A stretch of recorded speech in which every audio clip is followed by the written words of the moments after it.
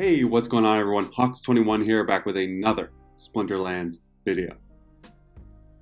So you guys seem to like my Lily gameplay video, so I decided to bring you a back-to-back feature.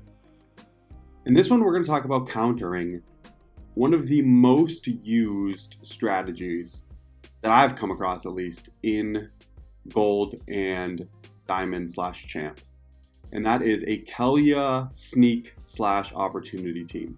Right, you get the Pelacor Bandit, you get the Deep Lurker, you get Uraeus, you get the Murdali Guardian, you get the Cruel Sathrapod, a lot of low mana, really powerful cards.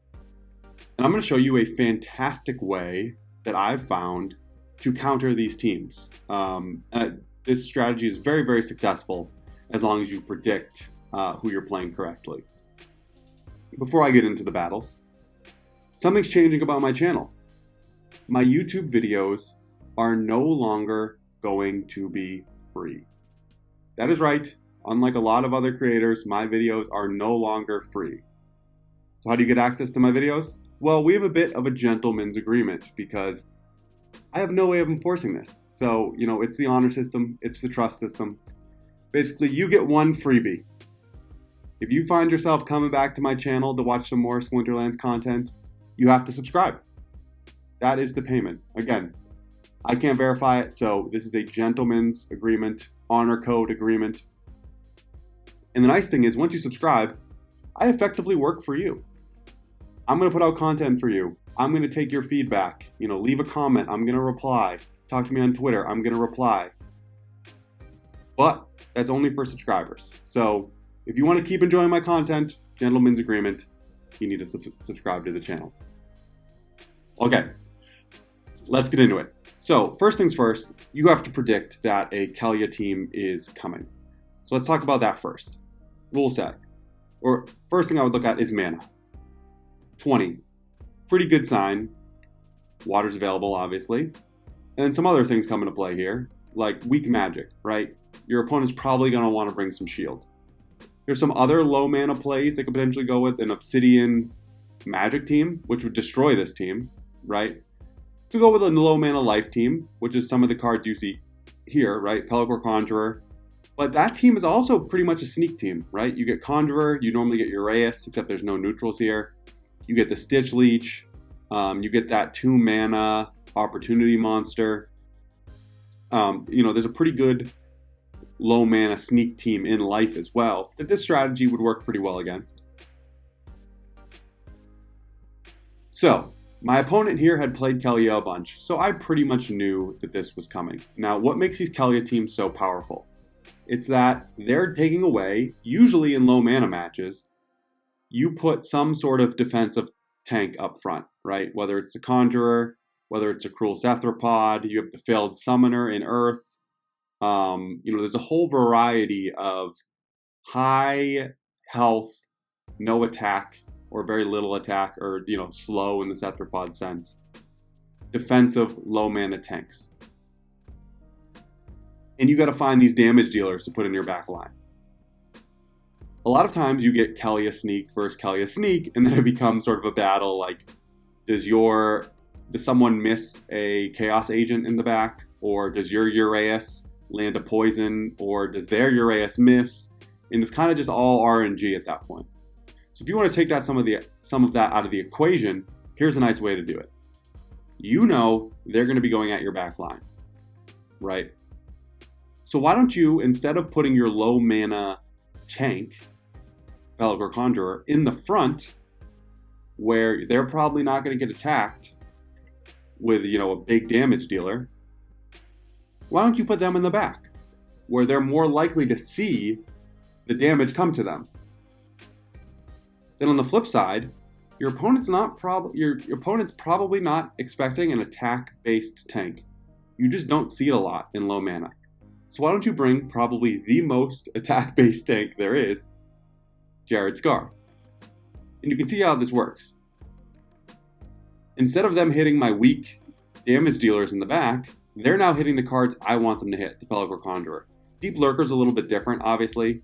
But again, my Jared Scar has a lot of health compared to my other monsters. So Deep Lurker is going to get distracted all back here. Well, my Jared Scar is able to Bloodlust a bunch and ultimately lead me to victory. So let's watch this through.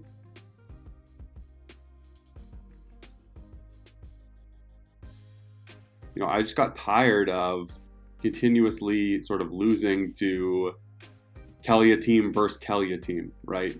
It would just come down to, I don't have the Kelp Initiate, for example, or I just hated the RNG. There was so much RNG, Kelya versus Kelya, but you had to play Kelya for the most part. So I really just wanted to find a strategy where I wouldn't have to play Kelya. And this is what I landed on. So again, my main damage dealer is up front. Haven't landed a Bloodlust yet, but it's coming. And see, the Bandit is still trying to get through. They just got through the Conjurer. And we land the Bloodlust. And now is when we get rolling. And again, they're still distracted with backline monsters. Another Bloodlust. Now it's basically over. Once you get 2 Bloodlusts going, we're going to lose our heal. But again, doesn't matter at this point. We get them to attack the cards we want them to attack. You're so used to putting your tank in the front, which in my case would be the Pelacor Conjurer. But if you could always predict where your opponent was going to attack, you would want to put your tank where they were going to attack. So that's what we're doing here. We're predicting where they're going to attack, which in this case is the back line. And we're going to put the cards we want hit there, which is going to free up our Jared Scar to go to work. Very similar thing here. This one's more fun because there's Enrage. Everyone also hits too, so they can't miss these cards back here. They're truly just fodder. And so how do I know this is coming? Again, under 20 mana with water available. And Enrage is a good one for these guys too, because once these get Enraged, Tidebiter is another staple of this lineup. Tidebiter can definitely give you some problems with Jared Scar. Certainly. So, given this context, you have a good idea the sneak team's coming. Well, if the sneak team's coming, let's prepare for the sneak team. We'll watch Jared Scar go crazy here. We had a little easier time getting the ball rolling here just because they didn't bring the Cruel Cephalopod. Here we go. So we actually get Enraged right from the jump, which is just already at 8 speed, 12 damage. 14, 9. Unfortunately, everyone has True Strike. So the dodge, we're creating something that would normally be pretty difficult to hit, but it doesn't matter here. But yeah, we're talking 15 damage, 11 speed. So we're going to go first every time. We're going to get the elimination every time. 17 damage. Look at this. This last Bloodlust. What does it bring us to? 18 damage. Crazy. Okay. So, do you have to use Jared Scar? Not necessarily. The same idea holds. This is the last battle. So, in this one, I kind of just had a hunch. Silent Summoners. But again, this is a very common 12 mana rule set play. It's as much fodder as you can. They didn't have the Fiend, but it's, Fiend, Stonefish, Chaos Agent, somewhere. And then you have these two guys going in the back. So again, what did I do? Couldn't fit the Jared Scar, obviously. But let's do another attack-focused card, which is the Vol'gin. Normally, you don't want to put this in the front, because if your opponent brings any type of big damage or magic or anything, this is going to get eliminated pretty quickly before it can scavenge up. But in this case, they don't have enough mana to bring that, right? They're bringing the sneak play. So, Vol'gin one-on-one versus Hardy Stonefish, I'm going to take Vol'gin every time. Especially because I'm going to be healing the Vol'gin.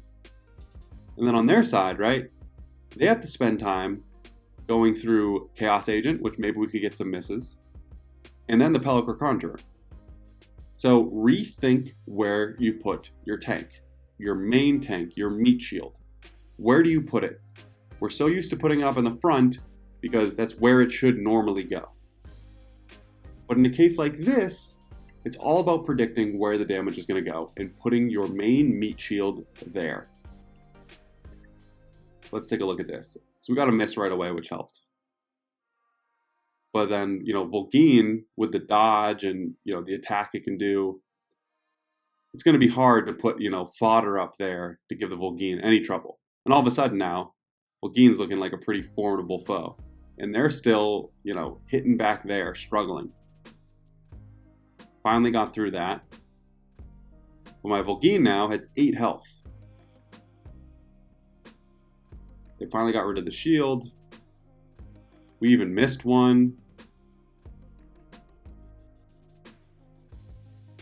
Now Vol'gin just goes to work.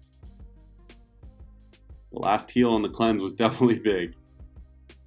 But we'll take that. Nice miss there, but it ultimately wouldn't have mattered. Bang.